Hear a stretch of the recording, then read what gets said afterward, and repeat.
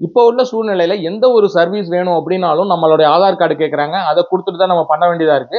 அப்படி கொடுக்கக்கூடிய ஆதார் கார்டு வந்து சில சமயம் தவறான வழிகளுக்கு யூஸ் பண்ணக்கூடிய வாய்ப்பு நிறையவே இருக்கு. அதுல ஒண்ணுதான் உங்களுடைய ஆதார் கார்டை யூஸ் பண்ணி மொபைல் நம்பர் வாங்குறதுங்கிறது. அந்த மொபைல் நம்பர் யூஸ் பண்ணி சில சட்டத்திற்கு விரோதமான விஷயங்களை நிறைய பேர் பண்றாங்க. அப்படி பண்ணும்பொழுது நாளைக்கு ஏதாவது ப்ராப்ளம்னா உங்களை தான் வந்து கேள்வி கேட்கக்கூடிய ஒரு சுச்சுவேஷன் வரும். அதிலிருந்து நீங்க உங்களை தற்காத்துக் கொள்ளணும்னா டேப் கேப் அப்படின்னு சொல்லிட்டு ஒரு கவர்மெண்ட் வெப்சைட் இருக்கு. அந்த வெப்சைட்குள்ளார போயிட்டு உங்களுடைய மொபைல் நம்பரை என்டர் பண்ணீங்க அப்படின்னா அது கூட கனெக்டடா இருக்கக்கூடிய மத்த மொபைல் நம்பர்ஸ் என்னென்ன இருக்குங்கிறத அதுல காமிச்சிரும்.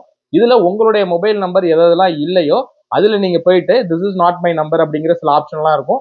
அதை நீங்க கிளிக் பண்ணிட்டீங்க அப்படின்னா நீங்க வந்து அந்த நம்பரை வந்து அதுல இருந்து ரிமூவ் பண்ணிடுவாங்க.